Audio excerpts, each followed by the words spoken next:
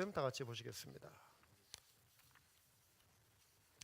로마서 12장 6절에서 8절까지 보시겠습니다. 로마서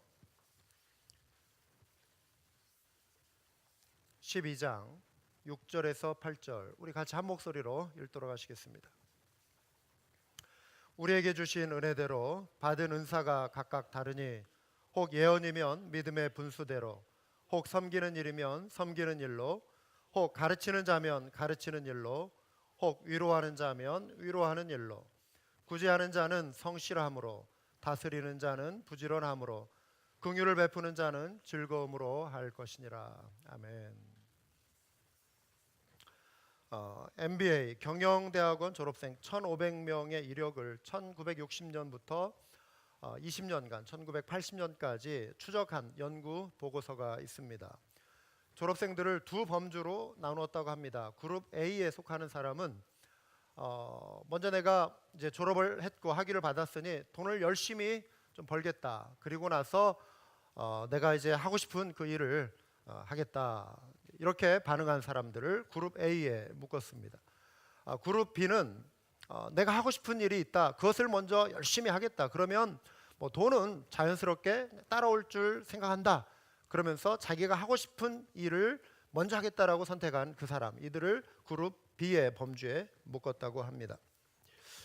그룹 A와 그룹 B를 이제 비율로 따져 보니까 돈을 먼저 벌겠다라고 선택한 사람들은 1,500명 중에서 1,245명, 퍼센테이지로 하면 83%였습니다. 이와 달리 모험을 감수하고 자신들이 하고 싶은 일을 먼저 하겠다라고 선택한 사람은 255명, 즉 17%에 불과했습니다. 20년 후에 결과를 보았습니다. 졸업생 1,500명 중에 101명의 백만장자가 나왔다고 합니다.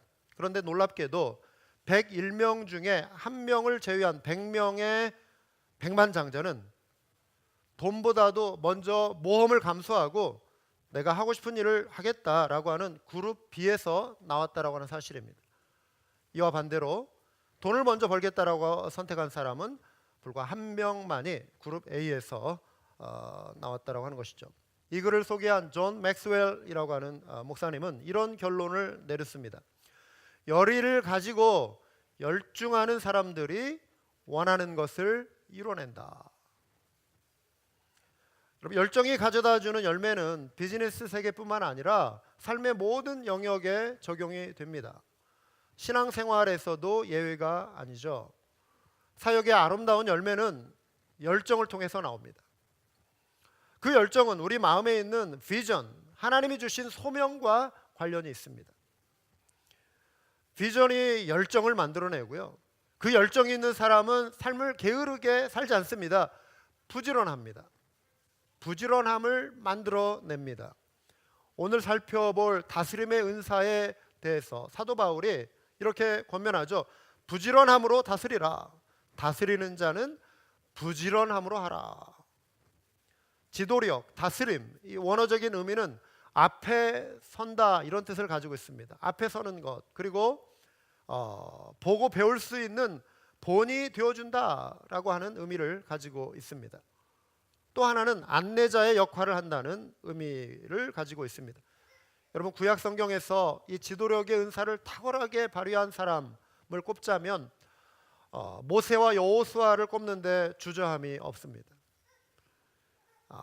모세는 이스라엘 백성을 애굽의 고통에서 구출해서 광야로 이끌어낸 인물이었죠. 40년 광야 생활을 하나님의 말씀과 지혜로 백성들을 이끈 인물이었습니다. 저는 이 내용을 대할 때마다 지도력에 관한 아주 큰 교훈, 중요한 교훈 하나를 발견합니다. 그것은 리더라고 하는 그 위치에 있는 사람은 자기가 보고 경험한 만큼 따르는 자를 이끌 수 있다라고 하는 사실입니다. 반복합니다. 리더는 자기가 보고 경험한 만큼 따르는 자를 이끌 수 있다. 모세는 백성들을 이끌어내기 전에 이미 40년 동안 광야 생활을 경험한 사람입니다. 광야는 그의 삶의 모든 것이었습니다. 양떼를 치는 목자의 삶을 살았던 인물입니다. 그래서 광야 생활은 모세의 전공이고 양떼를 치는 일은 그의 부전공이에요. 논문을 쓰자면 많은 논문, 수편의 논문을 쓸 수 있는 만큼의 전문가가 되었습니다. 광야 생활, 양떼를 치는 일. 모세는 자기가 보고 경험했던 그 일을 통해 백성들을 광야에서 목자로서 양떼인 이스라엘 백성들을 이끌 수가 있었던 것입니다. 광야 생활에 익숙한 모세를 하나님이 사용하신 것 전혀 이상한 일이 아닙니다. 지도자 모세에게 무엇보다도 요구된 덕목은 부지런함이었습니다. 그는 자기가 해야 할 일, 두 가지 영역인데 자기가 해야 할 일이라고 하는 그 한 가지 목록, 두 번째는 자기 관리라고 하는 또 다른 영역에서 정말 부지런했던 인물이었습니다. 하나님의 말씀을 받기 위해서 그는 3번에 걸쳐서 시내산에 올라 40일 금식을 하며 하나님의 말씀을 받고 내려와 백성들을 부지런히 가르친 인물이었죠. 그리고 그 말씀을 기록에 남겼습니다. 자기 관리와 관련했어요. 모세는 하나님 앞에 엎드리고 하나님과의 관계에서 부지런했던 인물이었죠. 인격 관리도 잘했습니다. 모세만큼 당시에 온유한 사람이 지면에 없었더라.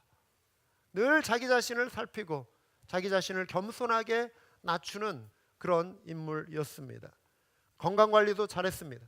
모세는 120세가 될 때까지, 그때 숨을 거둘 때까지 성경에 보면 기력이 쇠해서 죽은 것이 아니라고 하는 것을 보여줘요. 모세가 죽을 때 나이 120세였으나 그의 눈이 흐리지 아니하였고 기력이 쇠하지 아니하였더라. 하나님이 모세에게 주신 비전이 무엇이었죠? 내 백성을 애굽에서 이끌어내어 그들이 나를 예배하는 자 되게 하라. 이거였어요.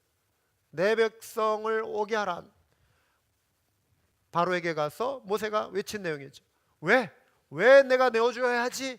하나님을 예배하는 백성이 되어야 합니다. 바로에게 외쳤어요. 하나님이 이 비전을 보여주셨죠. 시내산 정상에 올랐을 때 성막을 짓는 그 비전을 보여주셨어요. 하나님이 보여주신 그 그림대로 내려와서 모세가 세세하게 정확하게 모든 것을 지면에서 완성해 낸 것이죠. 그리고 그 성막을 중심으로 하나님이 주신 그 비전대로 이 백성을 애굽에서 이끌어내서 성막을 중심으로 광야에서 예배하는 그 공동체로 이스라엘 백성들을 변화시켜 나갔던 것입니다. 그 비전을 성취하는 데 있어서 모세는 부지런하게 움직인 그런 인물이었습니다. 모든 열정을 쏟아부었죠. 그 비전이 모세를 열정의 사람으로 만들고 그 열정이 있기 때문에 그는 자신이 해야 할 일과 하나님이 주신 이 맡겨주신 그 사명 그리고 자기 관리에 있어서 부지런한 그런 삶을 살았던 인물이었던 것입니다. 얼마 전에요, 한국에 있는 지인과 오랜만에 통화를 했어요. 카카오톡을 통해서 화상 통화를 이렇게 하게 되었습니다.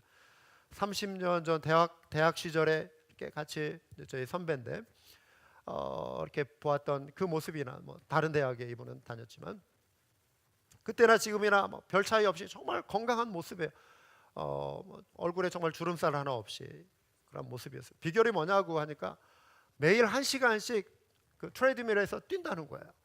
그래서 시골에 이제 그 일이 있어서 내려갈 때는 시골에도 그 트레드밀을 하나 놓고 자기 고향의 집에서 1시간씩 자기는 땀을 많이 흘린다는 거예요. 그리고 서울에 있는 집에도 이렇게 놔둬가지고 거기에서 또 막 1시간씩 매일. 그러니까 정말 그 젊을 때 그 청년의 모습을 얼굴에 그대로 이렇게 가지고 있는 거예요. 이분은 신실한 평신도 그리스도인이에요. 하루도 거르지 않고 큐티를 하는 분이에요.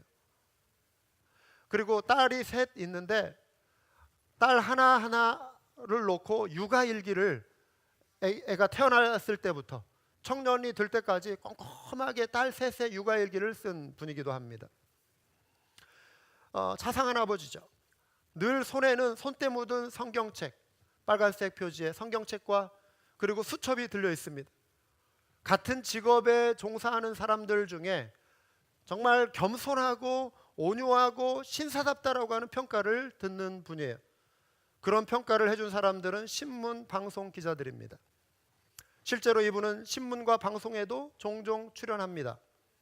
자기 관리를 정말 잘하는 분이에요. 이분은 국회의원을 2번 역임한 이선 의원입니다. 잠시 쉬고 있고 3선을 지금 도전하고 준비하고 있는 당협위원장이기도 합니다. 한번 낙선을 한 다음에 이제 잠시 여유 있는 시간을 통해서 미얀마 선교도 최근에 다녀왔어요. 정치인이라면 품을 만한 큰 꿈도 가지고 있습니다. 이분의 소명이에요. 그런 비전이 있기 때문에 신앙관리, 인격관리, 그리고 건강관리를 철저히 하지 않나 라는 그런 생각을 해보게 되었습니다. 리더는 자신이 보고 경험한 것만큼 따르는 자를 이끌 수 있다라고 하는 그 원리를 모세를 통해서도 살펴볼 수 있지만 우리는 여호수아를 통해서도 또한 발견하게 됩니다. 모세가 리더로서 자신의 역할을 다한 후 하나님은 여호수아를 통해 이스라엘 백성을 가나안 땅으로 인도하게 하셨습니다. 여호수아의 비전은 백성들로 하여금 가나안 땅을 정복하고 그 땅에 살 수 있도록 정착시키는 일을 하는 그 사명을 하나님이 여호수아에게 주셨습니다. 여호수아는 12 정탐꾼 중에 한 사람으로서 가나안 땅에 정착하기 38년 전에 이미 가나안 땅을, 젖과 꿀이 흐르는 가나안 땅을 보고 온 인물이에요. 그 땅을 그가 보았어요. 리더는 자기가 보고 경험한 것만큼 따르는 자를 이끌어갈 수가 있는 거예요. 하나님은 정확하게 그 땅을 보고 믿음으로 선포한 여호수아에게 그 일을 맡겨 주신 것입니다. 열망이 그의 마음에, 약속의 땅에 대한 그 소망이 여호수아에게 38년 동안 하루도 거리지 아니하고 불타올랐을 것입니다. 민수기 14장 6절에서 9절을 보시면 정탐을 마치고 돌아왔을 때 10명이 부정적인 말을 합니다. 그 땅은 우리가 그 땅에 들어가면 다 잡혀 죽는다. 그 땅에 사람들은 거인들이 살고 있고 그들은 용사다. 우리는 다 죽고 말 것이다. 그러자 사람들이 낙심하고 모세에게 원망하고 우리 죽게 하려고 이렇게 끄집어냈습니까 하면서 막 원망하고 낙심하고 탄식하고 울 때 여호수아가 막 분노하잖아요. 의문이 생긴 거예요. 아니, 하나님이 우리에게 약속의 땅을 주셨는데 왜 당신들 이렇게 믿음 없는 말을 하는가? 왜 낙심하는가? 그러면서 가슴을 치며 그가 보고 온 아름다운 땅을 이렇게 소개하지 않습니까? 그 땅을 정탐한 자 중 눈의 아들 여호수아와 여분네의 아들 갈렙이 자기들의 옷을 찢고 이스라엘 자손의 온 회중에게 말하여 이르되 우리가 두루다니며 정탐한 땅은 심히 아름다운 땅이라. 하나님이 주실 약속, 그 약속은 항상 우리에게 어떤 정말 아름다운 모든 편한 그 길을 제공하는 것은 아니죠. 가시밭길이 있을 수 있고 장벽이 있을 수 있고 어려움이 생길 수 있습니다. 우리는 그러한 부정적이고 어렵고 낙심하게 할 수 있는 그 상황에 초점을 맞추는 것이 아니라 그러한 과정을 통해서 마침내 이루어 가실, 하나님이 이루어 주실 그 아름다운 그 소망에 초점을 맞춰야 할 줄 믿습니다. 전도도 마찬가지. 영혼 구원의 역사에 있어서 모든 사람들이 정말 예수님 믿으십시오, 예수님 믿어야 구원받습니다, 이 말에 다 반응하나요? 그렇지 않습니다. 많은 역경이 있고 막 냉대가 있고 무시하는 게 있고 무관심이 있고 강팍함이 있을 수 있어요.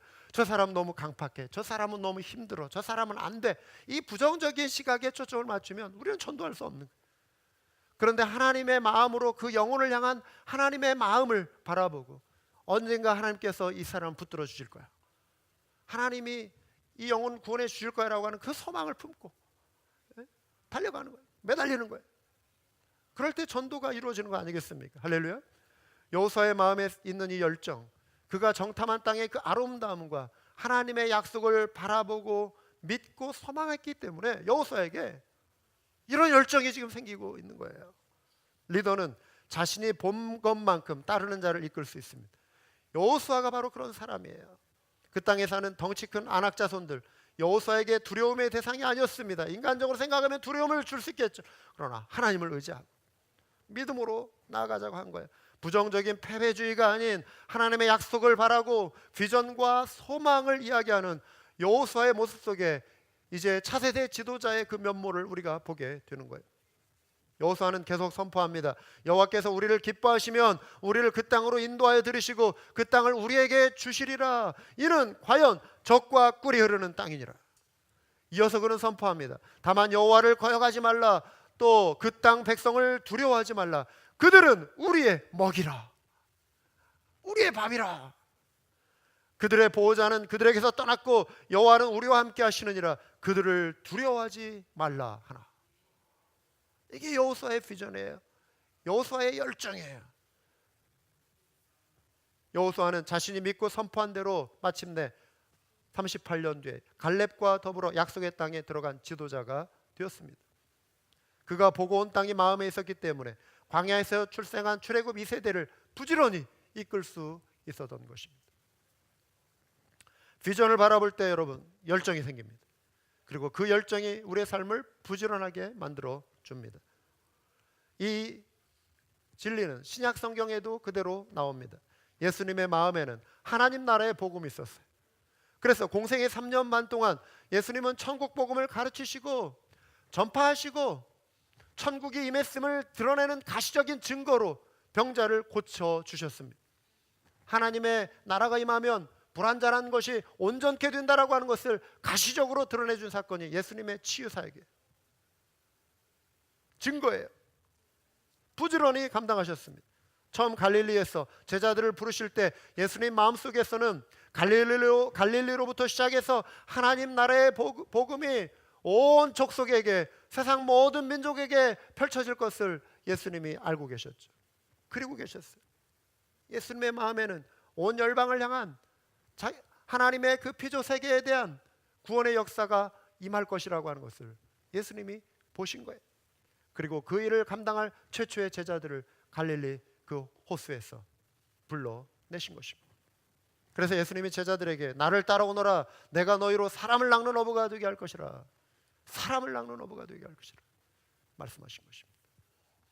사도 바울은 이방인의 사도로서 복음 증거에 열정이 있었죠. 남달았습니다. 그의 열정을 따라갈 사람이 없었습니다. 그러나 무엇보다도 사도 바울의 마음속에 품은 그 열망은 이것입니다. 예수 그리스도의 마음을 온전히 본받고 싶은 그 열정. 예수님의 마음을 품고 예수님을 본받고 살아가고자 하는 그의 열정이 바울의 마음속에 불타오르고 있었습니다. 크고 고상한 열정이었습니다. 그래서 그는 자기 몸에 예수의 흔적을 지닌 고난의 채찍 자국을 가진 것을 기뻐했습니다. 그 마음에 예수님의 마음을 품는 것을 늘 사모했습니다. 그런 바울이었기 때문에 고린도 교회의 성도들에게 권면합니다. 내가 그리스도를 본받는 자 된 것 같이 너희는 나를 본받는 자가 되라. 리더는 앞에 서 주는 것입니다. 보고 배울 수 있는 본이 되어주는 것입니다. 리더의 은사, 지도력의 은사입니다. 모세, 여호수아, 그리스도, 바울 모두에게서 나타나는 특징은 바로 비전을 바라보고 비전을 통해 나오는 열정을 통해 부지런한 지도력을 발휘한 모습입니다. 지도력은 사회 공동체, 교회, 그리고 가정, 이 모든 영역에서 적용이 됩니다. 부모로서 우리는 내가 보고 느끼고 경험한 것을 토대로 자녀들을 이끌 수 있습니다. 자녀를 향한 하나님의 뜻을 마음에 품은 부모는 그 비전을 통해 자녀를 위해 기도할 수 있는 거예요. 그리고 열정을 품게 되고 부지런히 그 하나님의 뜻을 마음에 품었기 때문에 자녀들을 하나님의 말씀으로 양육하는 일에 게으를 수가 없는 것이죠. 부지런히 가르치고 말씀과 신앙의 덕목으로 자녀들을 믿음으로 세워가는 것입니다. 그래서 신명기 6장 6절과 7절에 오늘 내가 네게 명하는 이 말씀을 너는 마음에 새기고 부모들에게 주는 교훈이에요. 내 자녀에게 부지런히 가르치며 집에 앉았을 때든지 길을 갈 때든지 누워있을 때든지 일어날 때든지 이 말씀을 강론할 것이며 부지런하지 않으면 될 수 없는 일이에요. 여러분, 부지런함은 잠깐 뭔가 하고 그냥 끝내고 잊어버리는 그런 일시적인 것을 부지런함이라고 하지 않습니다. 지속성이 있어요. 끈기가 있어요. 멈추지 않는 그러한 일관된 그러한 자세, 부지런한 자의 모습이에요. 기분 내킬 때만 하는 거 아닙니다. 교회나 사회 속에서 지도력은 가정에서부터 시작이 됩니다. 디모데전서 3장에서 감독, 목사와 장로의 직분과 집사의 직분을 받은 자들의 자격 요건 속에서는 가정을 잘 다스리는 것을 공통적인 목록으로 꼽고 있습니다. 자기 집을 잘 다스려 자녀들로 모든 공손함으로 복종하게 하는 자라야 할지며 감독에게 주는 교훈이에요. 사람이 자기 집을 다스릴 줄 알지 못하면 어찌 하나님의 교회를 돌보리요. 집사들은 한 아내의 남편이 되어 자녀와 자기 집을 잘 다스리는 자일지니 그랬습니다. 온 가족이 함께 주님 앞에 나와 예배드리는 모습, 참 아름다운 모습이에요. 일터에서 함께 일하는 분들과 더불어 온 가족이 주님 앞에 나와 예배하는 모습, 아름답고 귀합니다. 가정에서 영적인 리더십이 세워질 때 이것을 바탕으로 교회에서, 사회 공동체에서 주님의 마음을 닮은 선한 지도력이 나오게 됨을 믿으시기 바랍니다. 영적인 지도력을 발휘하는 입장에 있는 이들, 끊임없이 성장하고자 하는 노력을 해야 합니다. 왜요? 내가 본 만큼 이끌어갈 수 있기 때문에 그래요. 성장해야 돼요.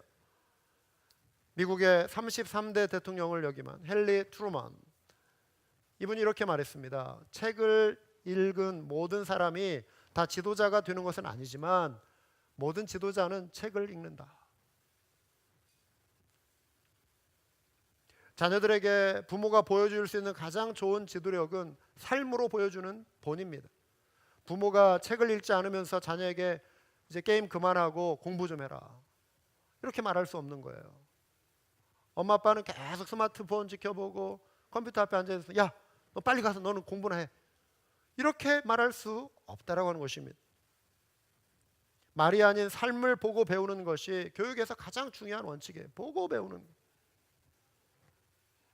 누군가를 이끌기 위해서 끊임없이 우리는 보고 배우는 자가 되어야 합니다. 따라서 부지런한 지도력의 은사를 발휘하기 위해서 부모나 영적 지도자는 열심히 배우고 공부하는 사람들이 되어야 한다는 사실, 이런 실제적인 적용으로 오늘 이 말씀은 우리를 이끌어 줍니다. 얼마 전에 우리 박성원 목사님 그 페이스북에 어느 이렇게 그 교육 관련 사이트에 좋은 내용을 이렇게 쉐어한 영상을 보게 되었어요. 그 영상을 보면서 두 아들의 아빠로서, 제 아내와 더불어서 부모로서 어떻게 살았나, 이걸 한번 평가해 보게 되었어요. 이제 아이들은 저희 품을 이제 떠났지만 우리는 함께 아이들과 할 때 과연 어떤 모습을 아이들에게 보여줬을까? 제목은 아이 앞에서 꼭 보여줘야 할 부부의 모습 10가지였어요. 이걸 좀 적용할 수 있는 분들이 이 자리에 또 계실 것 같아요. 지금부터라도 뭐 잘하고 계시겠지만, 첫 번째, 함께 손잡고 웃는 모습을 보여줘야 한대요. 사랑의 허그도 이렇게. 덧붙이자면 무슨 소리예요? 아들에게 아빠가 줄 수 있는 가장 좋은 선물은 엄마를 사랑해주는 모습이래요. 사랑하는 모습, 이게 가장 좋은 모습이라는, 선물이라는 거예요. 두 번째, 같이 밥 먹는 모습, 유대감이라는 것입니다. 가족의 유대감을 보여주는 거예요. 세 번째, 책 읽는 모습. 네 번째, 침착한 상태에서 의견을 주고받는 모습. 거칠게 막 표현하는 이런 모습이 아닌 침착한 상태에서 아이들이 그러한 모습을 보고 대화할 때, 타인과 대화할 때 본인들도 감정을 다스리며 대화할 수 있는 것을 훈련받게 된다라고 하는 것이죠. 다섯 번째, 어른을 공경하는 모습. 여섯 번째, 운동하는 모습. 일곱 번째, 건강한 음식을 먹는 모습.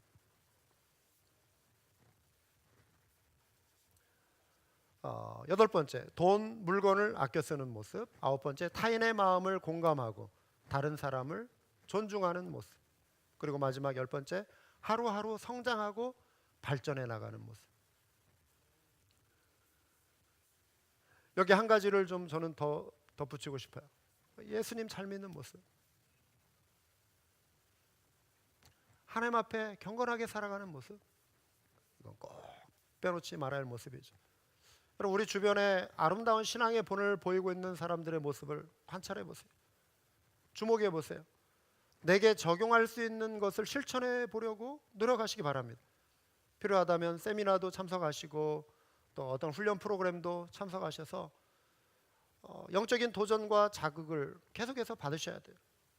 경건서적도 늘 이렇게 꾸준히 읽어 나가시고 성장이 멈추지 않도록 하셔야 합니다. 마음이 메마르지 않도록 관리하셔야 돼요. 영성이 메마르지 않도록 하나님의 말씀과 또 기도, 부지런히 기도 생활 하셔야 합니다. 무엇보다도 지도하는 일을 하기 위해서는 마음에 새로운 꿈과 열정이 필요합니다. 서두에서 열정은 마음에 품은 비전과 관련이 있다는 말씀 드린 바 있습니다. 브라이언 두메인이라고 하는 분이 우리는 왜 일을 하는가라고 하는 책에 이런 내용이 있습니다. 한 젊은이가 길을 가다가 망치와 정을 가지고 힘을 다해 돌을 두드리고 있는 사람을 만났다고 합니다. 젊은이는 무척이나 지치고 화가 나 있는 듯한 그런 모습을 가진 그 석공에게 물었어요. 첫 번째 석공에 막 화가 나 있고 얼굴이 막 짜증에 있어요. 당신은 지금 무엇을 하고 있습니까? 그러자 석공이 아주 고통스러운 듯한 목소리로 이렇게 대답했습니다. 나는 이 돌의 형태를 다듬고 있는 중인데 이것은 등뼈가 휘어질 정도로 힘든 일이에요. 너무 힘들어요. 그냥 이 돌 어떤 형태를 좀 다듬고 있어요. 젊은이가 이제 또 길을 계속해서 걸어가다가 비슷하게 또 돌을 다듬고 있는 또 다른 석공을 보았대요. 당신은 지금 무엇을 하고 있습니까? 그 두 번째 석공이 이런 대답을 하더라는 거예요. 집을 짓기 위해서 이 돌을 다듬고 있는 중입니다. 젊은이는 계속 길을 가다가 세 번째 석공을 만났습니다. 그런데 그 석공은 자기 일을 하면서 아주 막 콧노래를 막 부르더라는 거예요. 굉장히 행복해 보이더라는 거예요. 일은 비슷하게 힘든 것 같은데 세 번째 석공은 앞에서 본 두 번째 석공에서 발견할 수 없는 이런 모습이 나타나는 거예요. 무엇을 하고 있습니까? 석공이 미소를 지으면서 대답하더래요. 예배당을 짓고 있습니다. 똑같은 일을 하고 있는데 어떤 사람은 자기의 어떤 힘든 지금 이 상황, 힘든 처지, 여기에 지금 초점이 맞춰져 있는 거예요. 그것을 벗어날 수 없는 거예요.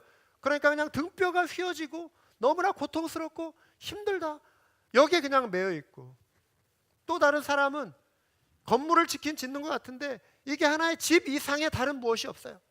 그것만 보니까 그냥 무던하게 그냥 무덤덤한 그런 감정으로 일을 하고 있는. 세 번째는 똑같은 힘든 일인데 이 건물, 이 돌이 예배당의 어떤 건축 자재로 쓰여져서 그곳에 하나님의 영광이 선포되고 하나님을 예배하는 사람들이 모여들고 열방을 향한 복음의 역사가 일어날 것을 기대하는 그 비전이 있으니까 그 똑같은 힘든 일에도 힘이 나고 마음이 행복하고 콧노래를 부를 수 있는 그러한 어떤 모습을 보인다라고 하는 것이죠. 여러분, 어린 자녀를 돌보는 일 힘들지만 평생 있는 일 아닙니다. 곧 지나가요. 저와 제 아내가 경험해 보니까 정말 그래요. 우리 며칠 전에도 우리 세미나리에서 그런 얘기 나눴어요. 엊그저께 저희 아이들이 그 세미나리 그 잔디바두에서 뛰어놀던 때가 있었어요. 2004년 처음 왔을 때 얼굴 새카매지도록 여름에 그냥 햇볕에 그을러가지고 어디로 갔는지 찾을 수 없을 만큼 어디론가 가서 놀다가 또 오고, 오지도 않아요. 찾지 않으면. 그렇게 놀던 녀석이 없어요. 지금은 그곳에, 이곳에 휙 지나가 버려요. 휙 지나가요. 시간은. 하루하루 육아할 때 힘들어요. 쉽지 않아요. 근데 며칠 전에 제 아내가 이제 어느 식당에 이렇게 갔는데 그 옆에 그 꼬마들을 이렇게 데리고 밥을 먹는 그 어떤 부모가 있는데 제 아내가 그 모습을 보더니 울더라고요. 그 뭉클한 어떤 눈물이 있어요. 그래서 저는 그것을 알죠. 저도 갑자기 마음이 이상해져요. 그런 시절이 있었어요. 그 아이들이 더 이상 이제는 우리와 매일 함께 할 수 있는 아이들이 아니에요. 다 장성해서 이제 자기들의 길을 걷고 있단 말이죠. 지나갑니다. 지금 힘들다 하고 그래서 육아 불평할 것이 아니라 우리 가정에서 하나님의 사람들을 지금 키워내고 있다. 장차 하나님의 영광을 드러낼 위대한 하나님의 사람들을 키워내고 있다라고 하는 그 비전을 부모가 갖는다면 육아 힘들지 않습니다. 불평할 수 없는 거예요. 학업 중에 때로 포기하고 싶고 힘이 들어도 지금 내가 공부하는 이것이 장차 하나님 나라의 영광을 위하여 쓰여질 그런 공부라고 하는 분명한 비전이 있다면 인내하고 달려갈 수가 있는 거예요.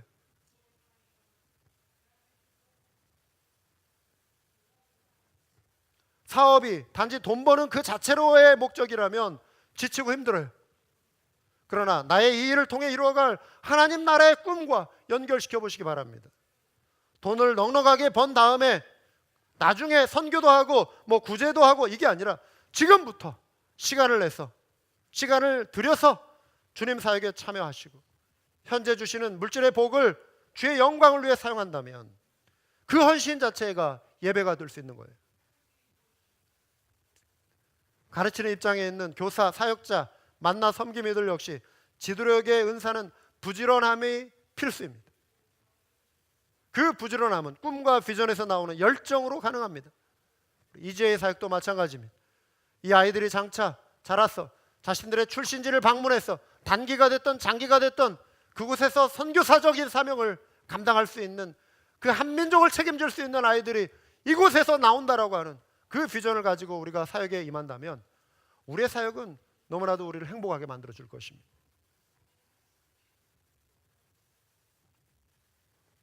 주님께서 우리 모두에게 이 열정과 비전 그리고 부지런한 마음을 새롭게 해주시기를 기도하는 우리 모두가 될 수 있기를 주님의 이름으로 축원합니다. 기도하시겠습니다.